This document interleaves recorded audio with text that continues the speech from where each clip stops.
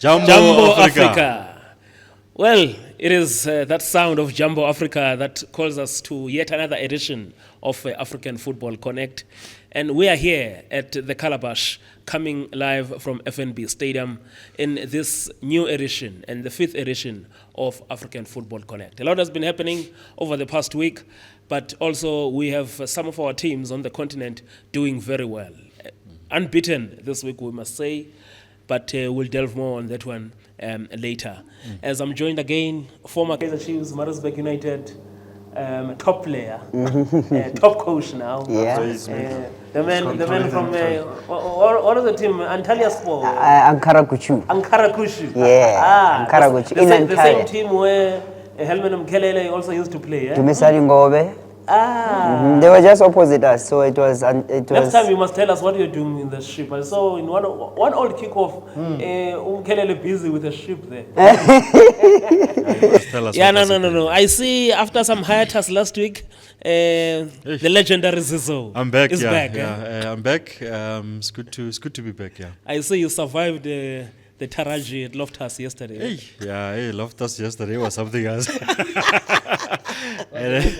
It also talks to just the aggressive nature of these North African fans. As we speak now, the Stellenbosch match has just finished. A video is circulating from Cape Town. Yes. This time also they were fighting there. It looks like they were fighting among themselves. And I think it's high time that CAF really needs to do something about this supporter behavior. I mean, with what happened at Loftus, obviously we don't know who started the fight and what's going on there.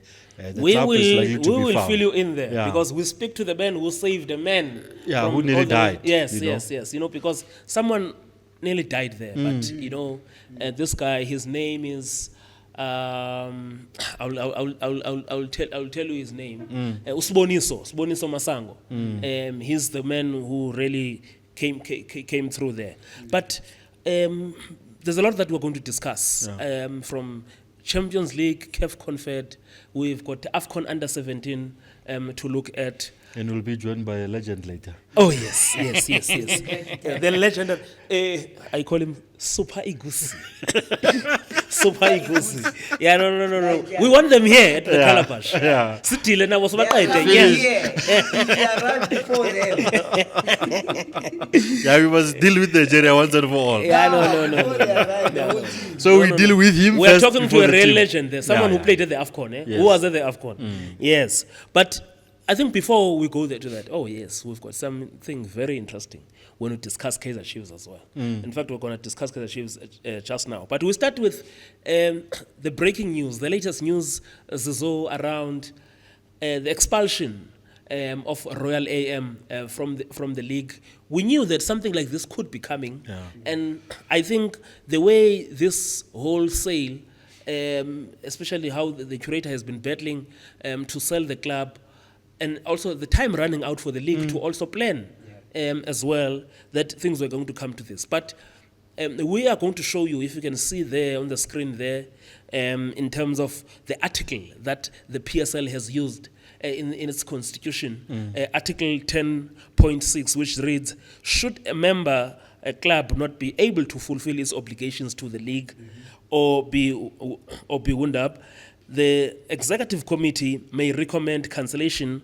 of its membership to the board of governors. Yeah. So, looks like the EXCO has taken that decision, and they are waiting next week for the BOG to ratify it.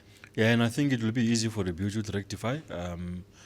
This has been a long time coming. I mean, when last week the Durban businessmen couldn't buy the club, you could see that we were going in that direction, because the other bidders who wanted to buy the club, they were coming at a low base in terms of what was required financially to buy the club. So I'm happy we're here. I'm not happy that what has happened, but at least we're here now. Next week there will be clarity after the ratification by the BOG, and we will know what happens going forward. Obviously, a lot of things still need to happen.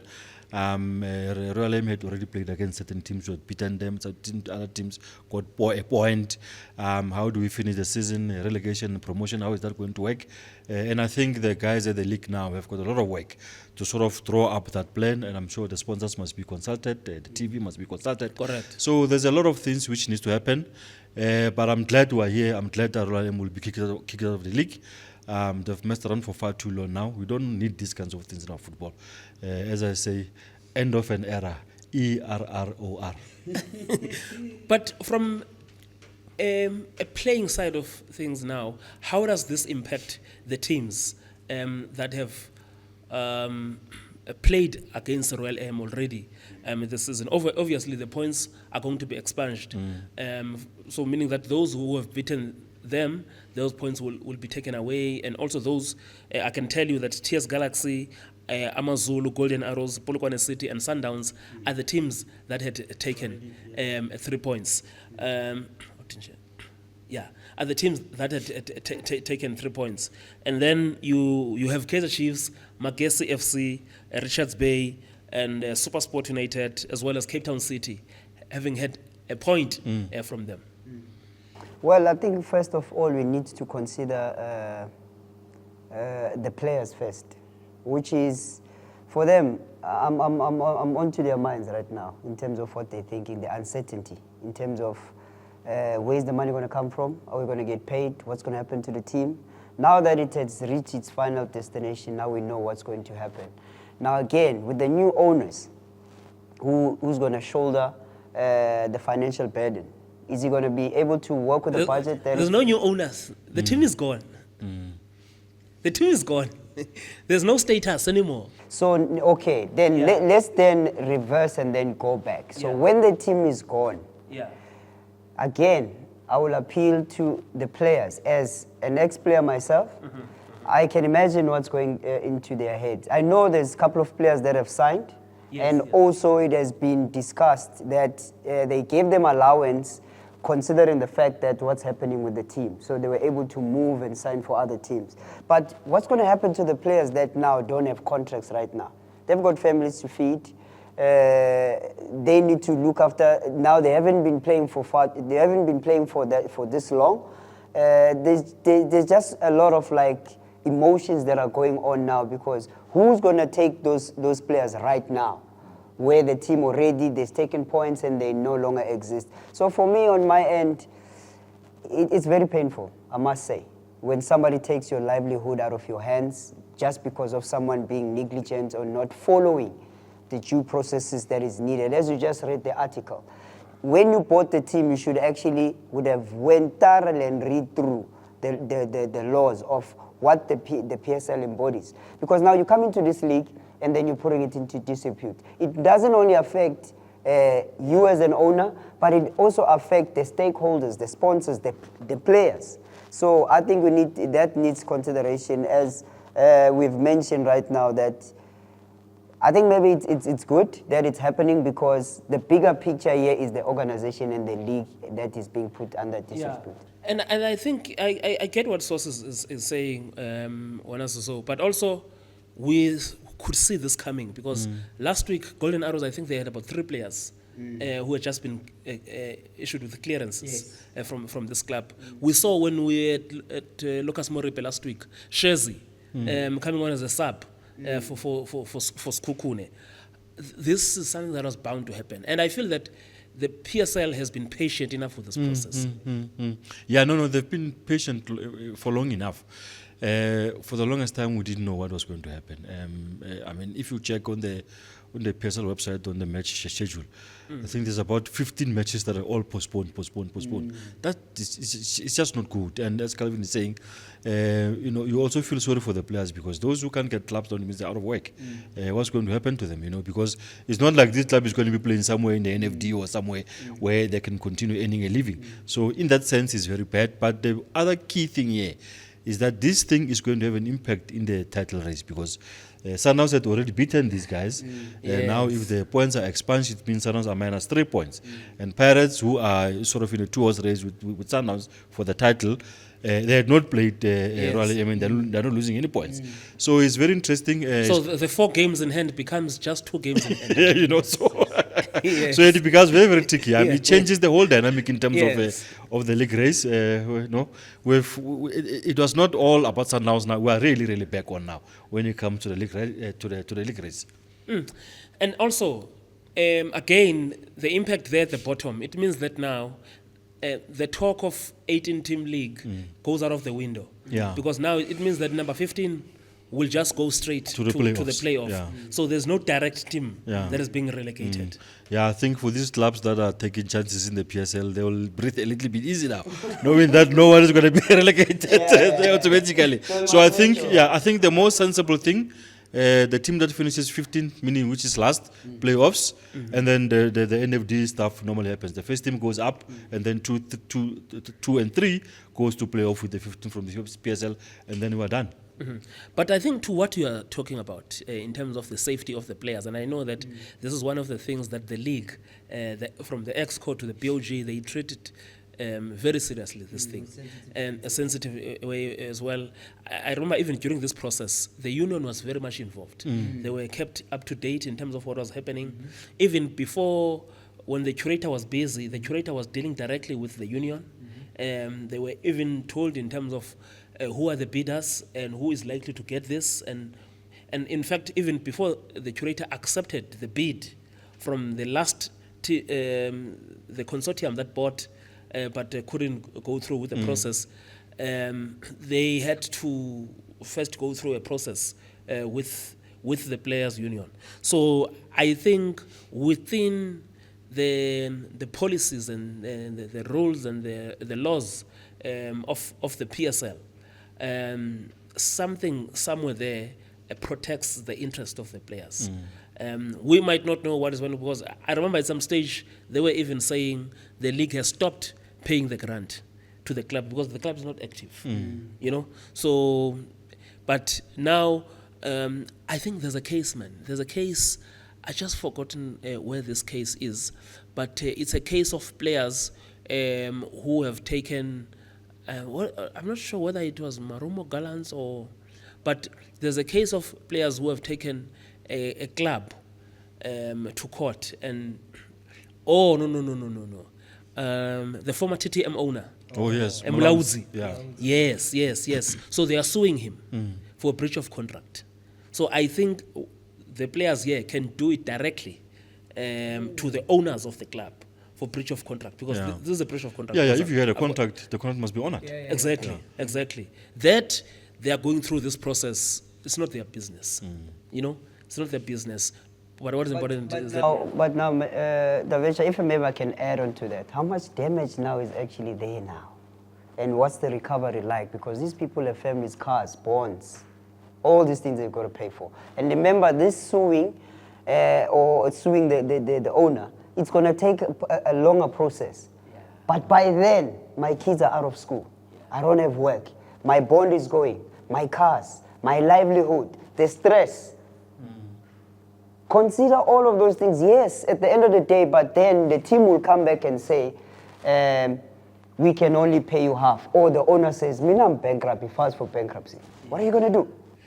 Yeah, no, I think that's the sad part. From a human interest perspective, it's quite complex. It's quite difficult. You will just hope that a significant majority of those players can get their clearances and go and find work elsewhere, because they can move. There must be a way, really, where even those who are on contracts, maybe terminate contracts, make them free agents, so they can join clubs of their choice immediately. It's a complex thing, which I think clarity will come over the next few weeks. But what are the lessons here for the league? Surely there must be some lessons. Yeah, we should be able to. We've been here before, not quite similar situation. We've just mentioned this is Malawi drastic. What has happened now? We have had TTM, and I think it brings us back also to the issue of buying and selling of clubs in this country. Sometimes I don't think we do proper real fit and proper processes of checking the people who are buying clubs.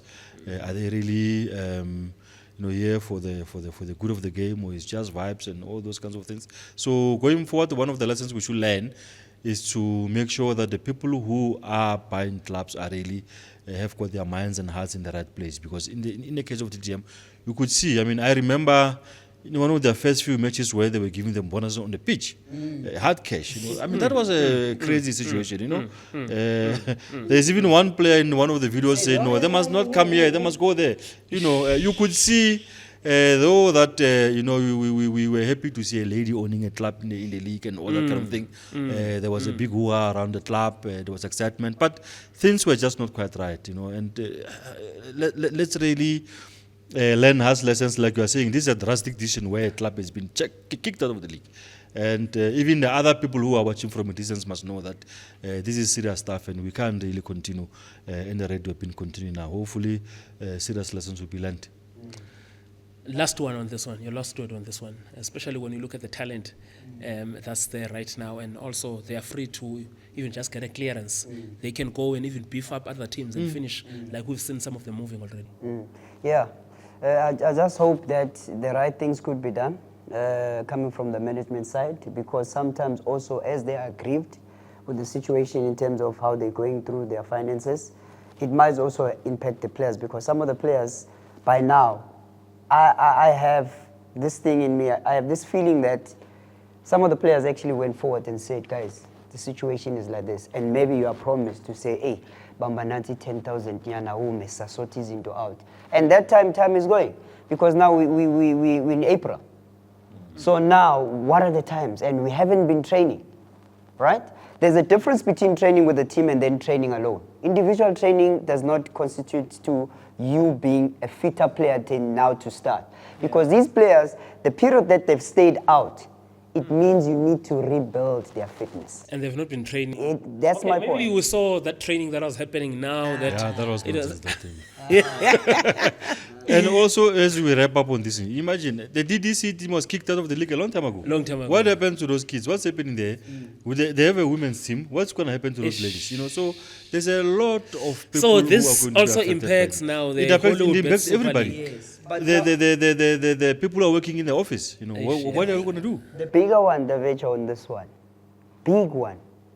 Yes, some of the players might be fit, but are they fit mentally after going through that? When you know that, so the element of psychologist now. it's important. That's the first thing that they need to address, because Daveja, okay, there's been hopes that okay, it's not happening. Now you've missed your stop order. You've missed your payments. You've missed this. They're calling you. They're telling you you're going to replace. I know one player, when this whole fracas started, he had just bought a new car. But we move. Yeah. We move. Just to give a picture to the other people in terms of how sensitive this matter is, not only for the owners, because some people will feel as if we're gunning for Royal AM, but the good stuff should be done in order for them to set the message. The league must send a strong message, which they've done. Yeah. Well, that's the situation when it comes to Royal AM. Their history, in as far as the Premier Soccer League is concerned.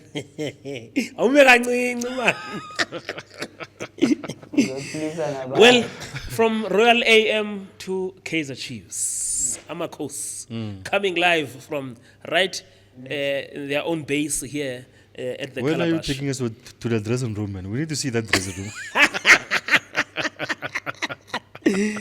Well, Kaizer Chiefs, I think there's an important stat that came out from their loss this past weekend against Golden Arrows, who completed a double over Chiefs. I think it's for the third time they completed a double over them. Similar scores, 2-1, 2-1. Yes. And Chiefs have got another unwanted stat from this past weekend. They've lost 10 games in 23 matches this season. And this is their most number of matches lost at this stage of the season in the history of the league that is in the PSL era. And their previous was 9 from 23 matches, which was last season. So meaning that, remember, they lost 12 games in total last season. So you're saying they are worse this year? Stats is saying we are worse this year. So me, I'm doing the maths. I'm not saying anything. I'm doing the maths. Fortunately, you are the technical person. No, me, I'm just saying. What do you think of this situation? Yes. It's a difficult one. If you compare that stat, and I think our biggest problem will come from, the bulk of the problem will come from the senior players, our setup. I've seen a Chiefs that is more good on a counter, but not on a defensive structure. We conceding similar goals, matching in and out, which is players maybe tactically not understanding that when one fullback goes, the other one can't. And we keep on being hit by that. Arrows realize that Chiefs are not comfortable in their third on building up. They put more pressure on them. So as soon as Arrows set back, that opened up for Kaizer Chiefs counter-attack. But as soon as Arrows made use of the width, that's where they fashioned the goal. So now you're starting to have this disorganization where you find a centre-back sliding on the line. You are the coach in this situation. You have a Chiefs that is slightly more dominant in the first half. But come the second half, Mamelodi is all over you. So what is the problem there? Are we going to blame everything on the players? Well, I think I will say this, it's a collective effort. When coaches' tactics don't work, you have your brains. We're playing a friendly with your son this weekend, and one thing that I kept on emphasizing, play what you think, but under a structure. So if players are playing under a structure, you will know at times that, hey, you know what, this thing is not working. One of these people are coming on this side and we never really touch on these players because this game will depend on who's alive on that day. Who is going to be the impact player? So whoever we're playing against might have a bad game, but somebody else might actually cause damage than more than that. So again, I will say, the blame should go both ways, which is players and also the coaches. Players take responsibilities. Coach take responsibility. If you give certain tactics and players respect it, they have a right to lose and come to you, but coach, this is what you told us. But me again, I'll go to the players and say, but it's not working. What can we do to remedy the situation and make sure that we get a result? Individual brilliance start coming in. Team cohesion start coming in. Guys, let us sit down and then excuse the coach. Let us sit down and talk about this, guys. This at Chiefs is not allowed.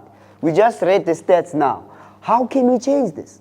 What do we need to do to change this? Yeah, the stats, they don't just end there, so. Chiefs have also considered 28 goals from 23 matches, which is also their most at this stage of the season, looking back in history, because the previous one was it was 27, and that was in the 2020-2021 season. And I understand that there could be serious repercussions for this. And it should, because I mean the coach has just given a tactical analysis of the club, and I fully agree with him. For me, I've always said Chiefs is like a car that just needs to be taken to service and overhaul the whole thing. There was a big hoo-ha when the coach came through. There was excitement. He's a new guy, He came with a little bit of reputation, but it's not working. Can you blame the coach entirely alone? I'm just not sure. But they've made moves on the market. They've boosted that squad. But still, I think they've spent more money this season than they've spent in the last 5 years. Yeah, they really have. But are they getting the right players? That's another issue. Fits. If you really look from where I'm sitting now, I think the only real proper player they've got was that Tawakkale. He's a top. I think Lilepo is also a good player. Lilepo also. Those are proper additions. He has added something totally from Cape Town at the back. So they have made Miguel as well. Miguel is an international footballer. They've made moves on the market, but it's not happening. As to how and they're going to solve this, it's very, very difficult to put a finger on it. Yeah, but there's a question that always comes out. Okay, we see here Chiefs and quality, but let's look at the teams that have beaten Chiefs. Golden Arrows. Who else has beaten them? I think Gallants beat them, even though it might have been the cup. It was not Gallants. But there are a number of teams, even Galaxy beat them. Supersport also beat them. And their own players beat them. Exactly. So, and if we were to use that comparison of quality players, on paper, are you saying those teams better players than Chiefs? Can I answer that? What's better about those other teams? When you play against Chiefs, you're already motivated to beat them. Chiefs has a harder job to beat this other team to put the respect on their name. But do the guys want to earn the respect from them? Now everyone will want to play Chiefs. Because last time, Stellenbosch said what? The only time we're going to get 3 points is against Chiefs. For me, as a player, I feel disrespected when the coach says that. Yeah. Because it means they've seen our cracks and how they can come in. So for that, for me, I will always say And the also, attitude. I think it's also not an excuse to say teams they just play on a low block. I mean, you know, there's something that Mark Gleason used to say, and he was used to say to some of the coaches. I think even at Bafana, you are being paid a lot of money to find solutions. Yeah, to move with the Don't tell us about they're playing a low block. Yeah. You're being paid all that money, so find the solutions. Move the bus, yeah. Yeah. But again, that comes from a tactical element, which is Chiefs, when they build up with 3, they're more dangerous because they occupy a lot of spaces. There's much ground that they can cover, and with ball rotation. So even if teams do park the bus, where do you need to find numbers and add? Yeah, but you know, I was part of the judging panel, the latest PSL Awards. One of the things when we were doing the analysis, and I look at Magesi. Magesi, they won 4 games, 1-0. Chiefs cannot protect a 2-0 lead. Yeah, I think strategies also plays a factor in terms of how did you strategize for this game? Are you going to get 1 and 2, get a cushion, and then manage the game? Or you're going to get 1 and 2, be naive? Because when you do that, you're opening yourself up, which is immediately when you just scored, there's a critical phase there, where you are bound to make mistake. A team that is more on ball rotation or in ball position, they are displaced their players. And how do we cover distance becomes important. Because if you move out and he moves out, so precision, weight of the pass and the calculation becomes important. Because if that breaks down, there's a goal that's going to come. Coach, you will know this. One of the things that I've noticed a lot about Chiefs, I think I remember, Karit will remember, the last time the Chiefs really did well was under Stuart Baxter. Yes. The key thing there was leadership group. Yes. They had Kune, they had Matoho, they had Katsande, they had Paka, they had Chabalala. They had Chabalala. Yes. You need to have a core group of senior players who are leaders in the in And the those who arrived with him that season, you know, also found other leaders. yes. Now this season you have a situation where the ones who have just arrived, Yes. the ones who have just arrived, they seem like better leaders than the one that they found there. that they found there. You know, Then and where it's are they going to be going to difficult learn for the them to culture of the impose. club? Yes. You understand what I mean? Yeah, and that can also create division in the team when they're saying, "But this guy just arrived and then also he's a captain," you know. Yes. So because they need to impose. If you are a leader, you must impose yourself on a group and take charge. It's one of the things that I think they are lacking there at Kaizer Chiefs. You really need to have a good leadership group. You know, they have got a lot of youngsters there. You know, youngsters get carried away and Yes. they get excited. And when you have a good leadership group, they can really play a critical role in terms of making sure they manage these young players. Because you need a buffer between the senior players, the young players, and the technical team. They are playing a team, I think that's also looking for a double over them this weekend. Yeah. Royal, in fact, not Royal M. sorry, Royal M. Papa Royal M. TS Galaxy. Yeah. Now, but you didn't answer my point. That looks like there could be consequences. Yeah. Well, I mean, people are talking behind the scenes that if they don't get the Nedbank Cup, you know, Chiefs, they always put that thing on Twitter saying, what do they put it? Brrr. Yeah. Brrr. I think the issue of Chiefs, is, as we have been talking about it now, is a bit complex. But talking about repercussions, it's very, very clear they're not having a good season. And you know, I wouldn't be surprised if the club can pull the trigger. People are talking behind the scenes that there is a possibility of the management being impatient. Someone said to me that if they don't win Nedbank Cup, the coach may be shown the door. That's a lion's den, though. And because now they are playing against Sundowns. Yeah, that's a lion's den. You know, there's no guarantee Sundowns will win, but There's only 5 points difference between them and number 14. yeah. So it's been a poor season, and I think for Chiefs in the league now, the only acceptable thing for them will be to finish third. because they've always had ambitions of playing CAF football that can take them back to the Confed Cup. If in the situation where they beat Sundowns and they go to the final, they'll probably meet Pirates there. Pirates in cup competition is a different beast. So you sense that it may be another season which will end empty-handed. But the future of the coach is seriously now. It's been discussed at the club, and don't be surprised. And you must remember there's a big coach who's available in the country. Eh? Probably. What are you saying? Are you saying because Ria is already banging them in at under 14 level? You know what I mean? Yeah. There's a big coach, yeah? Yeah, so he drops Ria this side and then he goes take care of the business this side. And if that big coach goes there, he will fix that thing there. He will start with the management. Which is will instill leadership. Because properly. Because also you can feel, as we've been saying, it's all well good and change players and change coaches, but sometimes the management must look in the mirror. There's a lot of people who have been there for a very, very long time. They must ask themselves questions. What are we doing? Yes, because I think, Coach, if we can just go through this one quickly, because when there's this high turnover of coaches, also, I think then it attracts the question, what about the appointers? Very true. I think that also informs in terms of that's where leadership is born. Because different leadership skills require different mechanisms.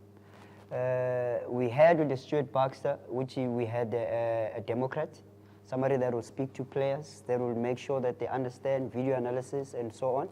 We have a Gavin Hunt, that was an autocrat, which is needed when things are not going well. You need to get into it, get your hands dirty, and then get the job done. Now we have a Nabi that is laissez-faire. Laissez-faire meaning that is allowing players to do stuff that he feels that they are comfortable on doing, but putting a plan and then trusting them to deliver. But now I think on his side, it needs to change, because now on his attitude, it's a different way. When he does post-match, he's off an autocrat way. He want to answer then and run. When we win, he's a Democrat. You understand? So let's start looking at the leadership styles in terms of how we can incorporate those two to get those players back on their wheels. And also, the high turnover of coaches, I think it's seriously something that it's not something that can be encouraged if there's going to be stability at the club. But also, if it's not working, it's not working.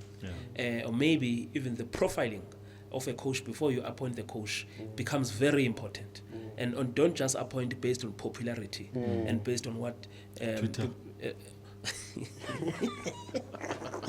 Okay, I am not following your comment, but yeah. You liking it though. Yeah, coming up next, our Super Igusi is here in the house. We talk Champions League. We're eating Igusi soup. Igusi soup now. Igusi soup, eh? We're going to Nigeria. What's the September? Jollof rice. I've ordered one. It's Chineke.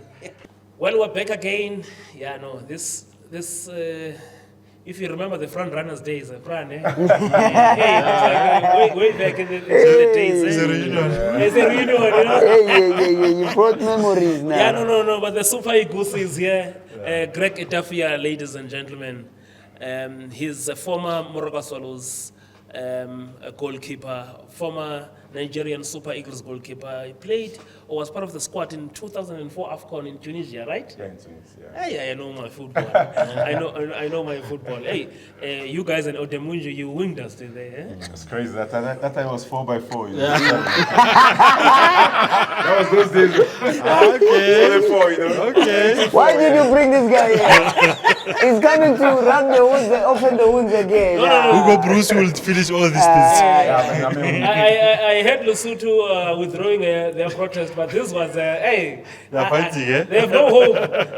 No, for Lesotho to withdraw their protest, you cannot put a protest and all of a sudden You withdraw. it. There's something fishy there. So Nigeria, we just say What that. do you mean? What do you mean? No, we just say that, okay, it's You fine. eat a good, so that's If I just something deal with fishy. it. Yeah, but I first want us to look at the results of yesterday, Greg, the importance, especially of Sundowns, looking how strong is that Esperance team, especially when they play at home, that vital 1-0 win at home, one will say it will not be enough, but I think Sundowns is experienced enough to go and defend it. I mean, Sundowns is a massive club, and you see the way they play yesterday with the experience they have, in terms of the Champions League they've been playing before. And most of their players, they play for the national team. You can see, from Rowan to Peter, you can see the confidence. Esperance is a good side, and they have their former coach, the other side now, which is coaching Sundowns, and he knows them very well, For them to get that one goal was very important. Going away, Sundowns, they play open game. They have the ammunition to score goals. And if they can score in Tunisia, I think they will wrap up the game. But you can see it's going to be a tense game because Esperance, they're forced to come out to get a goal, and which we allow Sundowns to attack them. But it was a good game yesterday. What would you say has changed about our teams, especially when it comes to the CAF Confederation Cup? I think, Pirate did it before, it was a very long time. But, with Sundowns, what they add in this Champions League and how they win the league, consistently. And the players that are playing among them, other teams want to, rub on that, in that aspect, And you have Pirates too, which, I think they are dark horses, to go to the finals in this Champions League. So the national team, first of all, credit must bronze be given. medalist, After that AFCON against, they played now recently, and Nigeria to beat in penalties, before it used to be easy. But for you to go to extra time and penalties, because penalties anyone by game. local players. Yeah, thank you. And so you can see, South African League generally have improved. You can see with your Champions League, with your Confederation Cup, you can see how the league have dominated in, even the North Africans now. Before we used to, be scared of them, but these days now you can see, in certain region now, mostly in South Africa, the teams are really coming well. What do you think Coach Sundowns did well yesterday? We were frustrated, Zozo will tell you, especially at halftime, because these guys were just sitting, all of them behind the ball. What do you think worked for Sundowns? Because you look at that move, the number of touches, but there's this pass that breaks the line from Ribeiro, 3 touches goal. Well, on what Sundowns did well was impose themselves, try and play as much possible into their goal third, which is to force them to sit back. Yes, they were sitting back. They kept a compact structure, but again, we keep on saying this. How Sundowns changed the point of attack and always looking for the wider areas is how the goal came about. So patient build up and also trying to get them to come out. You're always going to laser around, even if you're still on a compact block, in terms of how you're going to push up because they were consecutive. All that they wanted was they wanted a draw, and that wasn't going to come. I like Sundowns' mentality was go on the front foot at the first whistle. Not trying to figure them out because they knew that this team was going to sit back. And knowing very well that you getting a draw or 0-0 draw, the game is going to be complex when they go away. So game being complex going away, let us kill it now at home and then have a cushion. Yes, the goal is a cushion. Will you say it's enough or not? I would say it's enough to get the 3 points and the goal. So we wouldn't say it's not enough, it's like it's a draw for 0-0. Then there's no cushion there. Yes, there's a half a cushion, and we know what to expect when we're going to go away. So for me, the goal that how it was scored was add more numbers. We had 5 up front, and then we were building up with 3. Then we dominated the middle. As much as they were compact, we tried to play between their lines and also open them up. So getting them into a compact structure to go around them and playing in behind. If you saw the pass, they went wide, central, up. As soon as they tried to push up, that half space, they hit the ball. Yeah, no, because at that time we're really frustrated. No, you guys would be frustrated. Me, I was loving it. In a way, how you dismantle the pack. How you dismantle the pack is what you were looking for. And the good thing again, if you realize with Mokoena, he was the balance for Sundowns because, the Esperance team, they're looking for that counter-attack, just to, get a breakthrough. They did that in the first half. The guy miscued the ball went over the ball. But you can see Mokoena was experienced. National team, different national team, you have the scalps and you're a very top player. He was the balance. You can see Sundowns, when they have the ball, they try to penetrate. The 2 center-back, they split. But he was the balance because that balance is important in any team. Yeah, but I just want us to listen to the coach of Esperance yesterday. In fact, after after this game, just listen to him. The confidence he seems to have that they can even score 3 goals against Sundowns in Rades. Certainement, on était bien sur le plan défensif, on était bien à améliorer l'aspect offensif.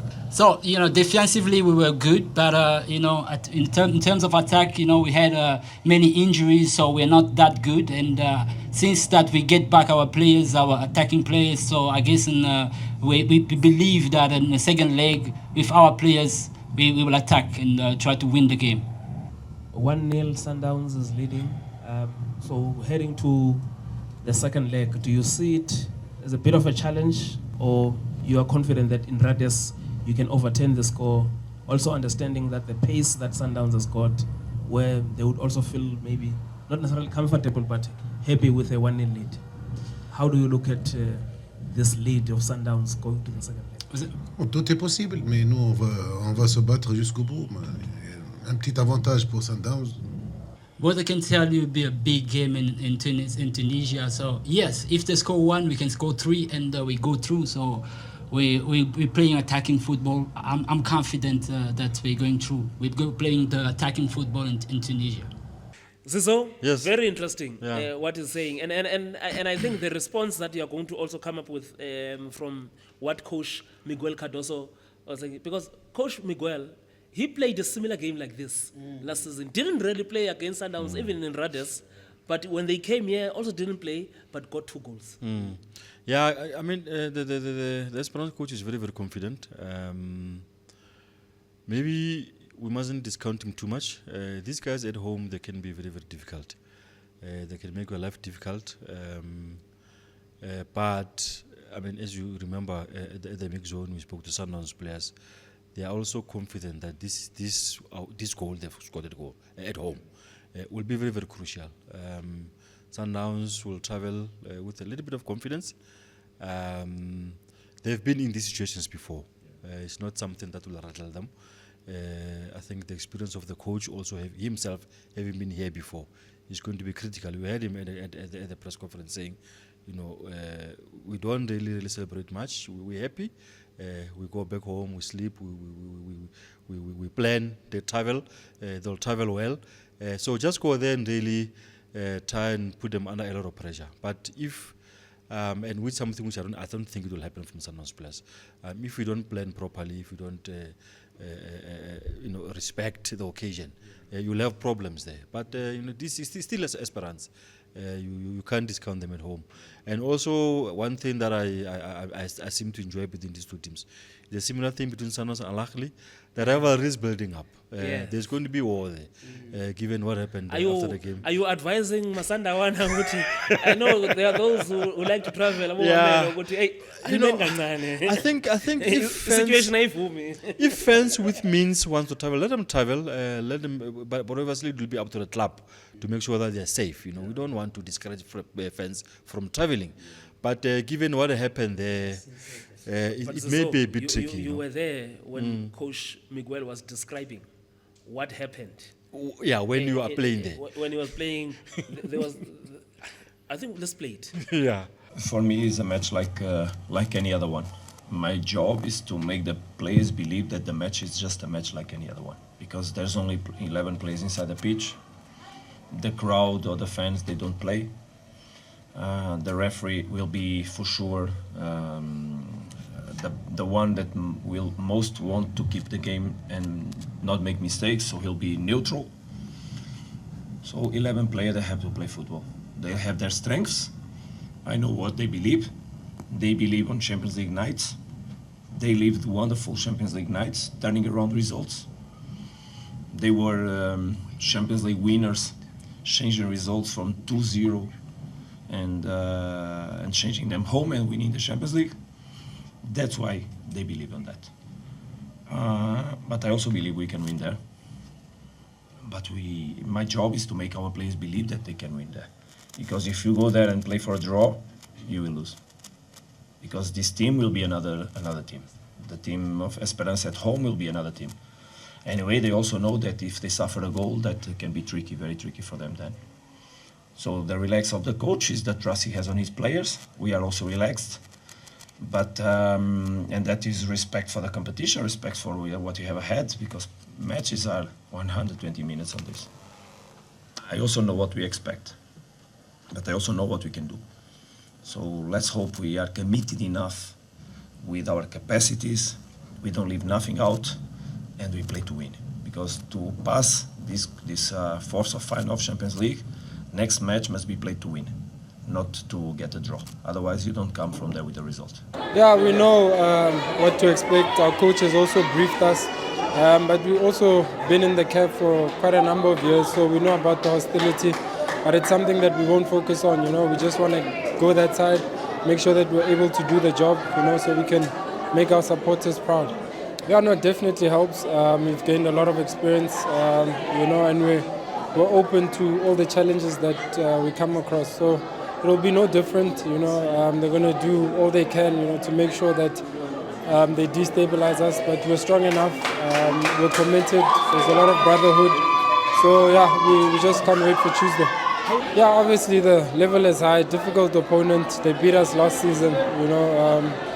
So yeah, I think we just dealt with them properly. We weren't desperate. We saw in the first half the game was a bit slow, but we changed it up in the second half. We put more pressure on them and were able to score a goal. Glory be to God. My teammates, it was not an easy game, but I always want to be those strikers that get one chance and buries them. Going to Tunisia won't be easy. As you saw that they are a very good team, but as a Sundowns player with my teammates that are ambitious and that want to work hard, we will go there and just work hard and pray for the results. Were you aware of the record of the 19 goals? No other PSL players? No. For me, it's all about just making sure the team comes first and score goals, and then we will get there when it's time to see how far I am with records and all that. You need to manage yourself off the pitch, not only when you are training, in terms of what you eat, what times you sleep, and the recovery you do at home. It's important because I always told the guys that they asked me how do I recover, because I told them that the only thing I do is buy more ice at home and do recovery at home, call a masseuse. Obviously, I have people that cook for me, so that's what you do, to recover and to check all the schedules that are happening. You need to be a professional player. Well, for me, smile to God's ears, it's possible. We just need to be together, united, work together, push together, and believe, because with belief it's possible to reach a goal that is possible. And for us is to keep on going and keep on focusing and believing. Thank you, guys. This is scary. Where he's talking about the rivalry between them and Club Africain, where the stadium the game has to stop for more than 20 minutes. I mean, this is scary. It reminds me of a situation that happened in Argentina when River Plate and Boca Juniors and Boca Juniors qualified for their Champions League final. Yes. That match had to be moved out of the country to be taken to Spain. Yeah. That's the rivalry that is there. We had the similarity into that. Ankara Gucci and Bursaspor, our brothers' team. There's a time when I played the game, that was the first time experiencing that. Packed stadium. The game had to be stopped because fans started fighting amongst each other. And if you go and look at that team, the flags, it's like Kaizer Chiefs and Orlando Pirates, they are joined together like this because it was a brothers team. So now when that happened, I can imagine how the players will be feeling in terms of how the atmosphere would be. It becomes tense. At some point, we are set in the middle of the field with securities around and while fans are fighting. I mean, this one also already now, Esperance have lost the complaint with CAF because of what happens at the stadium. So there's going to be a football match, and then there's going to be a whole lot of other mixed masalas, things happening around that occasion. It's going to be big, and you're also going to need a very, very strong referee. Because and those guys in North Africa, they complain a lot about referees. Yeah. But now you are the coach, and the team, you are going to this war zone type.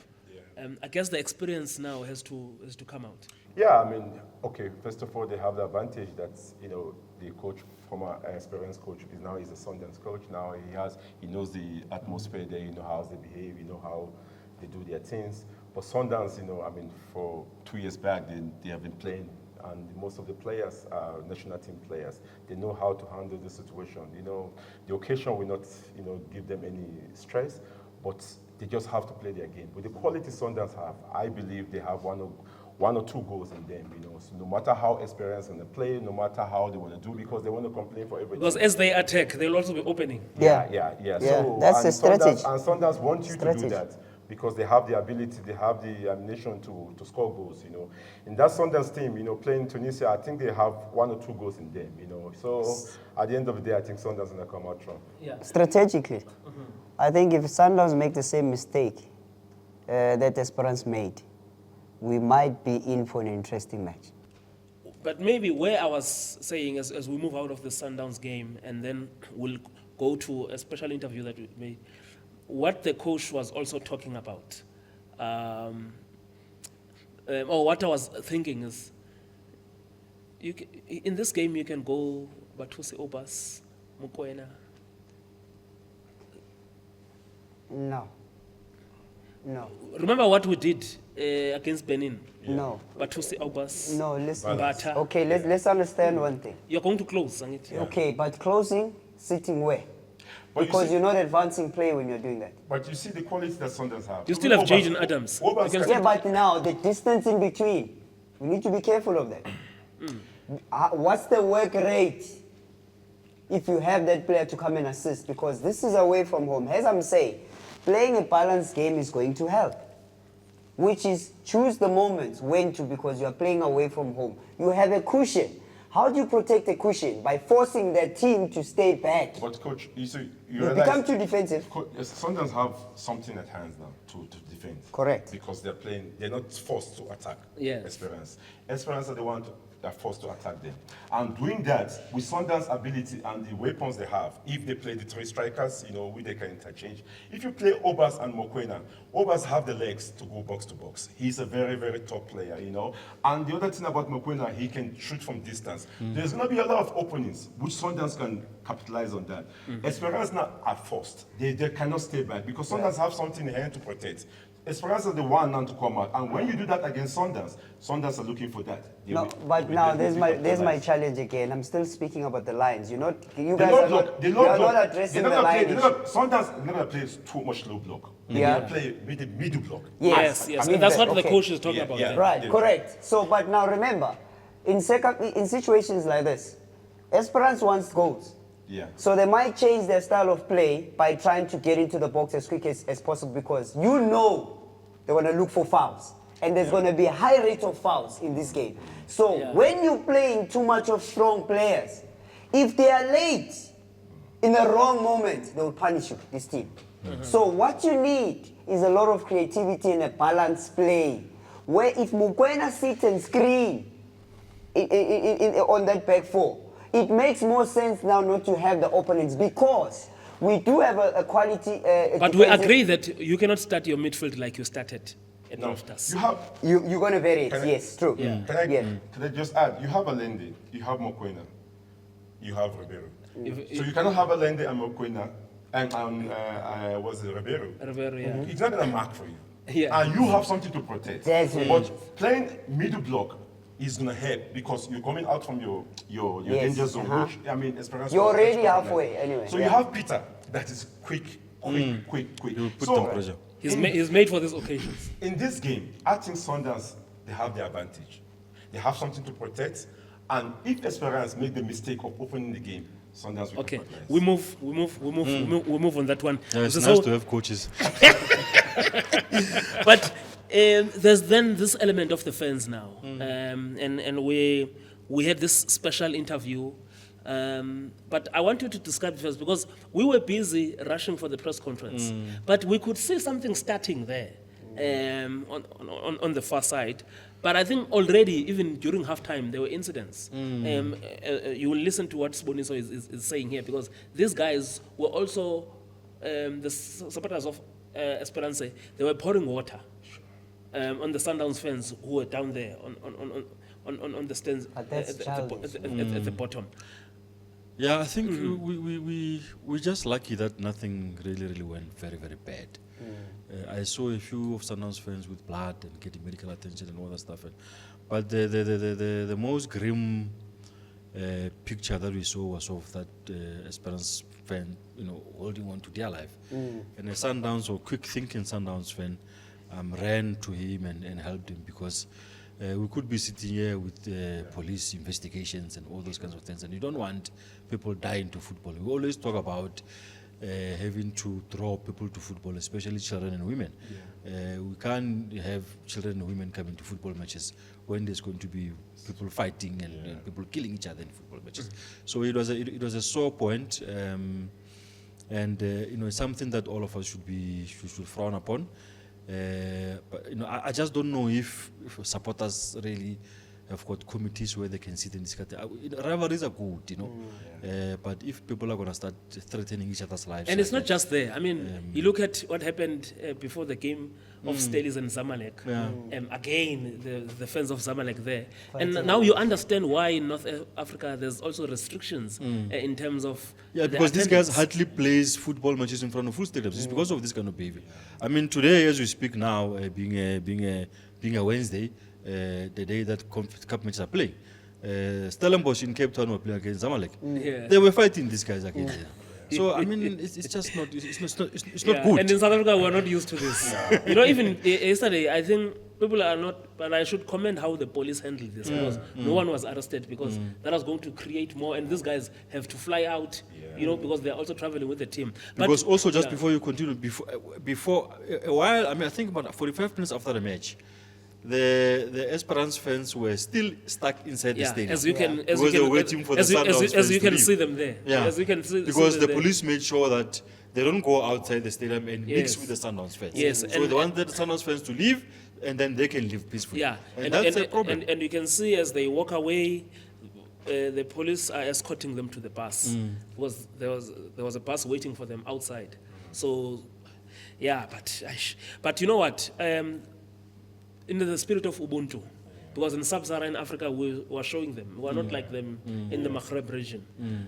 There's a good Samaritan by the name of Siboniso Masango, who was also there yesterday. I'm told that apparently his father is owning a suite that side, but also is a hardcore Sandawana.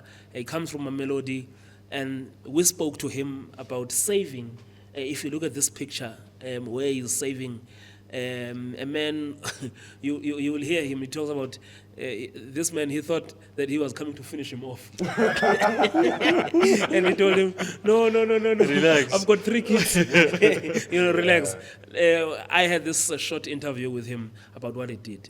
I remember I took my phone out.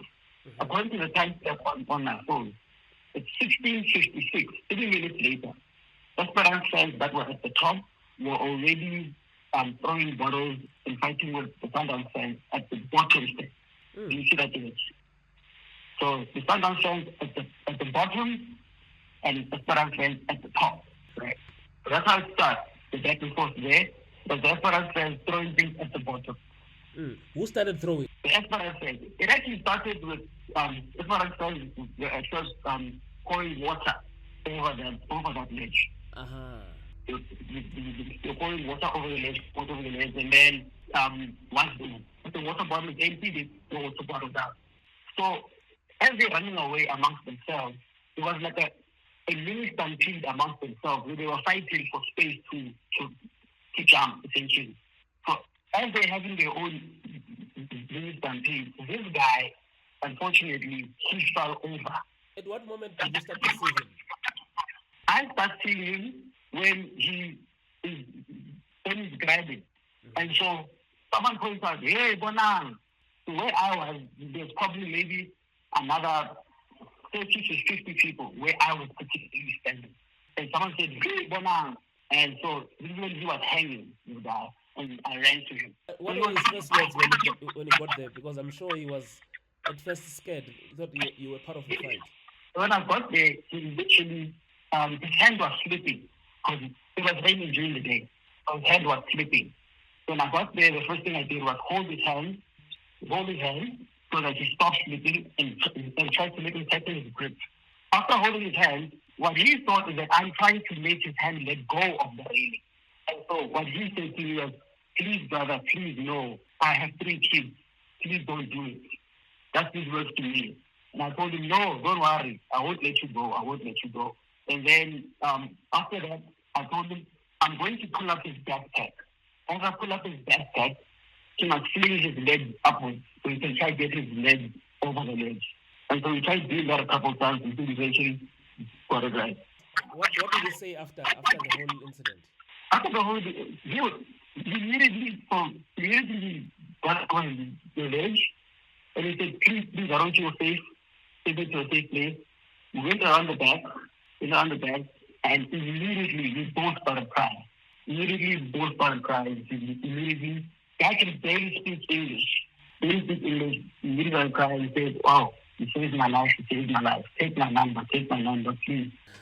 Well, I guess that is what the spirit, and maybe they've got their own way of doing things in North Africa, but here they will see how football is followed this side.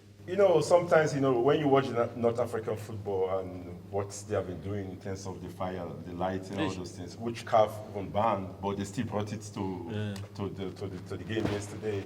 I mean, sometimes they think they own football revolve around them. Other countries too, they can do those things, but they decide not to do it. I mean, check the fan there that saved the guy. I mean, football is an entertaining game.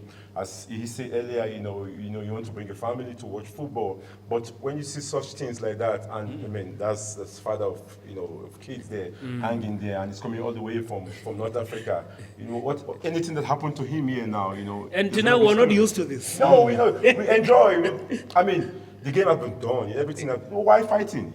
Why fighting? Now you don't know what's going to happen there in Tunisia. So losers. These are losers. I mean, this thing started at a press conference at Lorcop on Monday. I mean, one of the traveling journalists was being shouted at by the people there. They are just aggressive by nature, sometimes unnecessarily so. You don't have to be causing commotion wherever you go.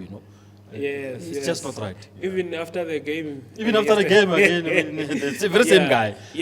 Just wanted to cause chaos there in the press conference. But just to quickly look at the Pirates result, and I think for me, when we were discussing the Chiefs earlier, and you look at how Pirates is using youngsters, I mean, 20-year-old, a 20-year-old with an assist, a 20-year-old with a goal, a 19-year-old at the back. This youthfulness that Pirates has came with, but also to see them delivering at this level. Credit must be given to the junior side in terms of the coach, the junior side, the MDC side, the one that feed them with the players.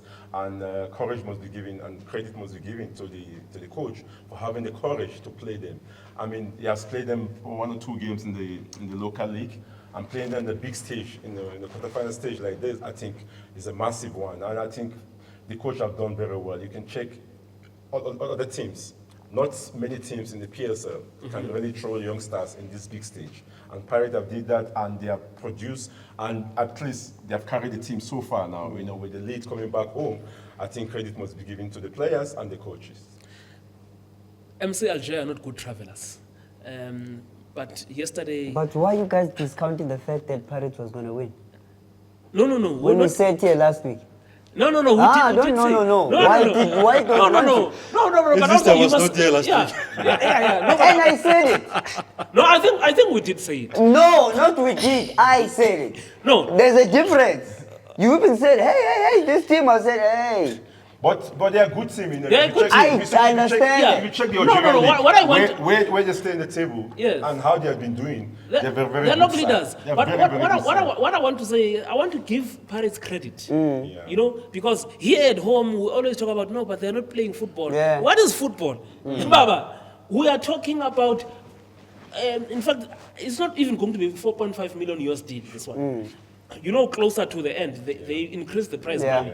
So we could be seeing Pirates playing for 5.5 million USD here, which is over 80 million rands. Now you tell me, no, but this is not football. They're playing, hey, Baba, we want the result away. Yeah, true. Which is, competition is different than your league. You can lead the log in your own stream, okay? playing the teams that you are playing. That's why you qualify to play where you are playing.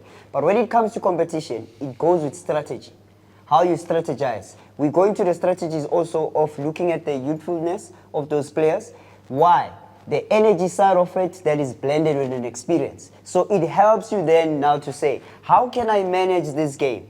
Yes, the game is not opening up and our old guards are starting to get tired. How can we freshen up the squad with players that are on song?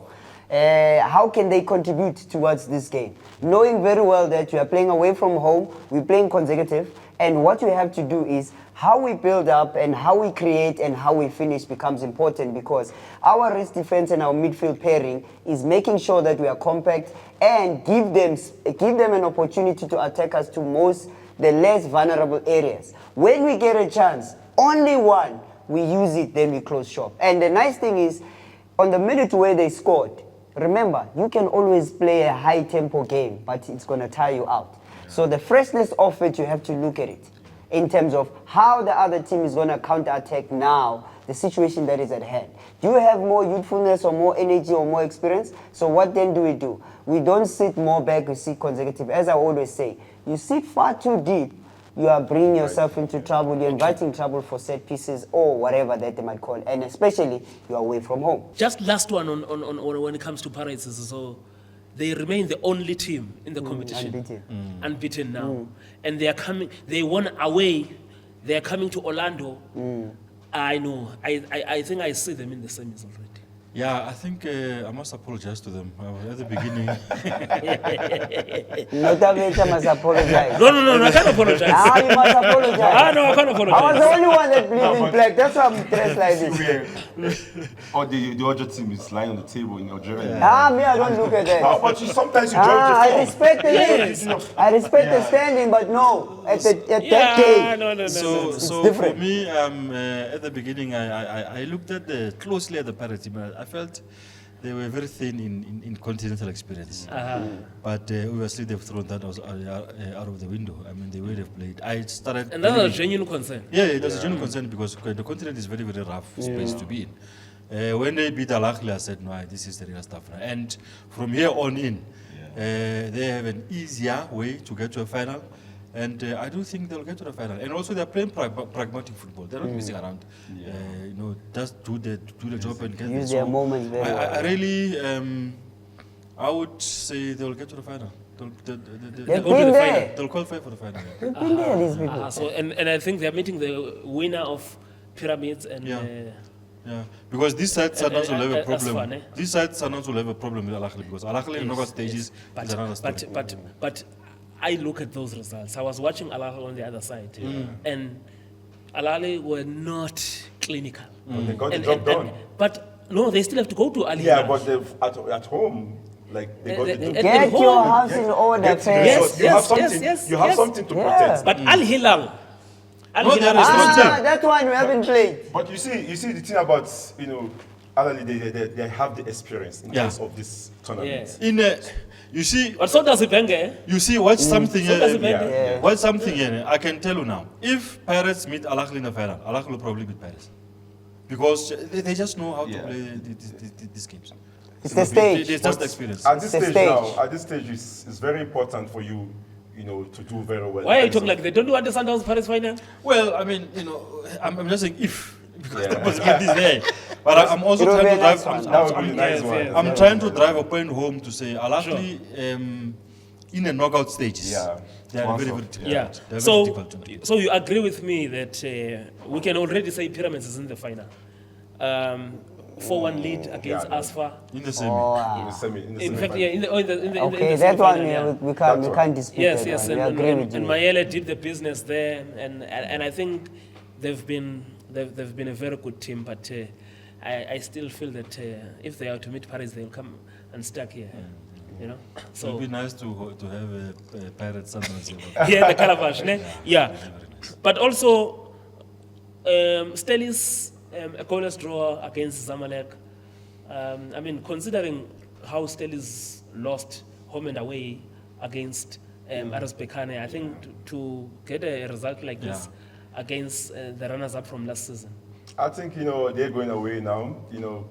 Zamalek have something, in terms of they didn't concede it in South Africa. Going home, Zamalek, they're experienced enough. But, you never dispatch Stellenbosch because they can pull a surprise, They have a lot of good players there, but you never know. This one, you can never really you cannot put your money on it, but if you want to put your money, Zamalek playing at home, you always give them chance, But maybe still is going to put the surprise. But I'm just happy with the experience that they are getting. It's important.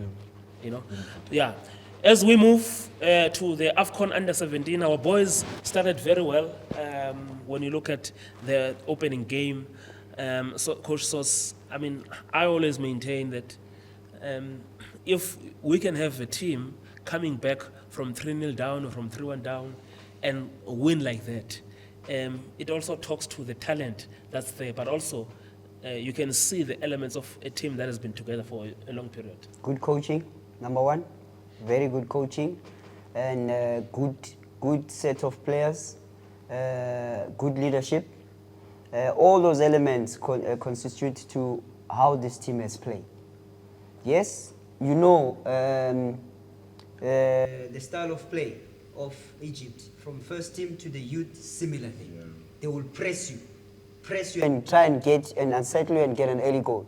But in terms of how these boys never lost their identity on how they play and ensuring that they impose themselves also, the confidence that they showed, the creativeness of that team, your Emil Vidboy, in terms of how he was actually stringing things together. We can always say we're looking at our body frame and so on. For me, I don't believe in that. I think South Africans are the most highly technical players. Tactical players, yes, we can work on that, but in terms of skill, movement, understanding the spaces, we can always brush up on that. But natural technical skills, we do have. How did we unlock this team? By playing our fast-flowing football, even though that team wanted to be aggressive, bringing body and structure. They tried to actually to close the midfield because we played a lot in the middle. But this team was smart on understanding that you can't play for far too long in the middle. You have to stretch it wide because of our speed and then also in our defense. Coach, I just think you cannot continue with that in the tournament like this. You cannot be always behind 3-1. It's not every team you can have a lock. Individual brilliance works for South Africa now. The first game, which is very important, but teams now have studied South Africa. You cannot go 3-1 in tournament because it's a tournament. And the aggression is going to be there from Cameroon and Burkina Faso. No, guys. You know how West Africa, they have the talent in terms of how they play, individual brilliance, but the physicalness, in terms of, their Busi soup and But that doesn't go, they can't change. They can't change. You can't tell me about them. They take long and not every time you can turn them. They take too long, they take long. But not every time you can turn them. We are going to change you. He's turning move at point again.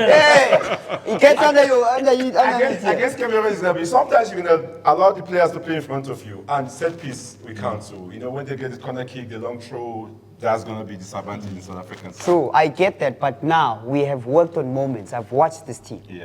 Right, how they break the team, they break the defensive line by going into them. They're not looking for crosses. So they will want you to come. So that positional play is clever because they want you to leave spaces because they know you are slow. Yes, you might be big. So what those players don't want is they don't want physical battle, where they want to go 50-50 with you. Play what you see is what we saw in this match, which is the fast movement of the ball and changing the point of attack. That is not African. Hence I'm saying. That is not African team. You are playing now against the West African. West African and Central African team. It's a different. Let's move. So there's something very interesting I saw during the day. Patrick Tingem, he's the goalkeeper coach of this team.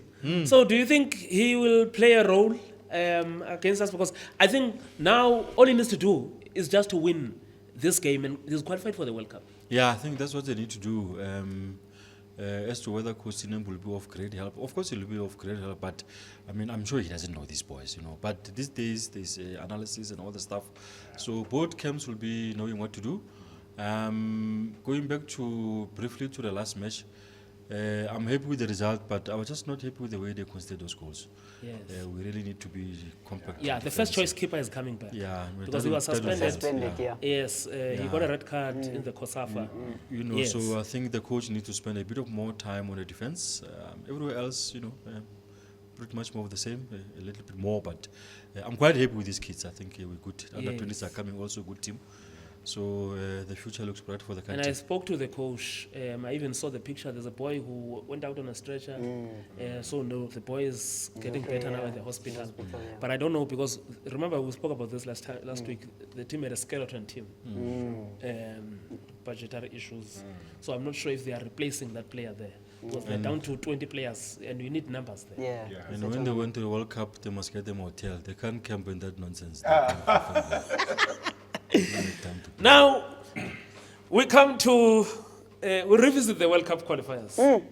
But we just want to, how is the mood? Are you ready? Are you ready? How is the mood in Lagos? I'm hanging bronze on me. Like you guys now. I'm hanging a bronze on you. I got it from you. Are you ready? You're really hanging on with this case, because this is your only time. But my issue with the Super Eagles, why guys? You have not won a game at home in these qualifiers. It's crazy. I mean, you just feel like, when they go back home, they go for holiday.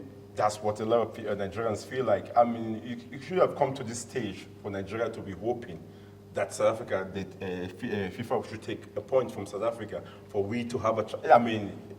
How does it feel to put a calculator? It's crazy. It's crazy, ne? You don't know the math. The last game, against Zimbabwe, I feel there's a lot of factors that happen in that game, because you go beat Rwanda in Rwanda, which, is a very difficult the atmosphere and everything. But the quality you have in terms of the players, and where they play, but you still need to assemble a good team that you have to have balance. You cannot just play players because this Ubi, this one is Osime. You have to balance who's going to defend, who is going to play the midfield, who's going to make the passes. And against Zimbabwe, one goal is never enough for you to, to depend on. But at the same time, if you have that one goal and you're in the 90 minutes, make a plan to defend that, because it's a World Cup qualifier. Your next game is going to be in August, September. So get that point and have advantage, and you know that now, okay, you're a new coach, because first of all, you're not a Nigerian. And a lot of ex-players are already complaining. They want you to do. So you feel like he was not the right coach for this? No, he's a right coach. You guys want to speak mother tongue or what? He's a right coach in terms of if you get the result. What are they doing? In Nigeria, you are the right coach when you have the result, because you have the quality. You cannot complain about the quality of the players. It's how you assemble them. Against Zimbabwe was the worst game in terms of that 2 minutes that Zimbabwe equalized. Yes. It goes down to... Worst game for the players or the coach? Yeah, for the coach, for both. The players slept there. No. What are you talking about? As a coach, you are... So who's responsible for that goal? It's the coach. It's the players. They slept on the field. Let me give you... What minute was that goal? It was at 90 minutes. So whose fault is it? The change you make as a coach, you have a one goal lead. A change, you're making a striker change, which it's not necessary at that moment. You have to bring a defender because you have a goal lead. So for me, and a lot of Nigerians says, and if you watch a game as a coach, you have to defend what you have. Not necessarily must bring Boniface. You want to take Osime out, it's fine. You have already had a striker there. Bring a defender to make sure that you have that 1 point. You can see the you guys don't trust your quality? No, you cannot put a striker. Why are you going to score? You don't trust your quality against Zimbabwe, then you complain about changes. But it's international football. It's international football. True, international football has no names. Look at the quality of the guys that are there. No, but international football has no names. Even though you have the quality, you still have defender. Lack of concentration. No, it's not lack of concentration. It's 90 minutes. 90 minutes. The goal was scored in 90 minutes. That's lack of concentration. That coach, first of all, he needs to... I will never blame the coach. No, you have to blame the coach. Why? Why should I blame the coach? He has to defend what is hard. Yeah, but the players must defend it. Greg, we never trusted this coach. Yes, I'm listening to you. Just said it now because you were in Nigeria. No, because you see, the thing is, because if we have Stephen So if it was a Nigerian coach, he was going to protect I'm going to pour water on him as well. He did well in Mali. Yeah. But you can see there was no quality like in Nigerian team. Nigerian team have quality more than Malian team in terms of where they play and where the club side and the organization in terms of Nigeria. If he can qualify Nigeria to the World Cup, is a CV. And to coach a Nigerian, and you can't win Zimbabwe. No, man. But who must win, the players or the coach? The player must win attack. The players must win. You give a player's instruction what to do. But your changes. But we just spoke about that. If something doesn't work, it's up to the players to take responsibility. You see, I know this battle. Before I come back to you on this one, I saw a video. Osimhen. And there's a player who was going to him. Yeah, no, it was Boniface. And the way it was Boniface. Boniface was close to him. They're close friends. They grew up together. Okay. But he was wrong. Totally wrong in that moment. No matter the frustration you're gonna have, not to your players. I mean, these are your teammates. You cannot show that you are special. You know, so that there it was very wrong. You know, you can have your frustration. We understand. You know, you understand. You want to win. In that team, it's only 2 players that have been in the World Cup. As Chris Ekon, the captain, and Obi. So the rest, they're fighting to, even including Osimhen, is fighting to go to the World Cup. That's why it's so painful. But at the same time, I bring it back to the coach. Bring a defender, defend 90 minutes. It was already 90. Yeah, bring a defender. It was already 90. So what it was already 90. The defenders there at the bench. It was already 90. There's a lot of things he did wrong there. He played Ayla left back instead of right back. He played right back. You know, so there's a lot of things that if you check, into his tactics, you can point a lot of loopholes there. You understand? Because you have this our best player, African best player now. You know, you're supposed to play him left winger. You know. But why do you think that was a striker? Yeah. There's a lot of things that change. If it works, you say, okay, coach, kudos to you. Because it didn't work. So it's the fault of the coach. Lukman is not a shadow striker. Play Lukman in the left side. That's where he played in his team. He did very well. You have Uwobi. He's playing too deep. He's the one giving the passes. You play him like... was he instructed to play deep or he did that? You can... I don't know. The coach, but does he play like that? What's the character of Obi? Obi is attacking player. And why did he go offside? No, the coach wants him to play with Ndidi. So they play him and Ndidi. They play 2. You can see during the game, the first half, Ndidi was covering the right side. Obi was covering the left side. He tried to go forward. You know, when we attack, he tried to make those passes. At the same time, you restricting his ability in terms of the final pass. Obi, people, you know, is a nephew to JJ. People think that he can do that if you give him if you give him that freedom. But you see the setup. You saw even Osimhen was playing from the right side. You know, so you have to put Simon there. You cannot play all stars together in terms of the players, in terms of their names.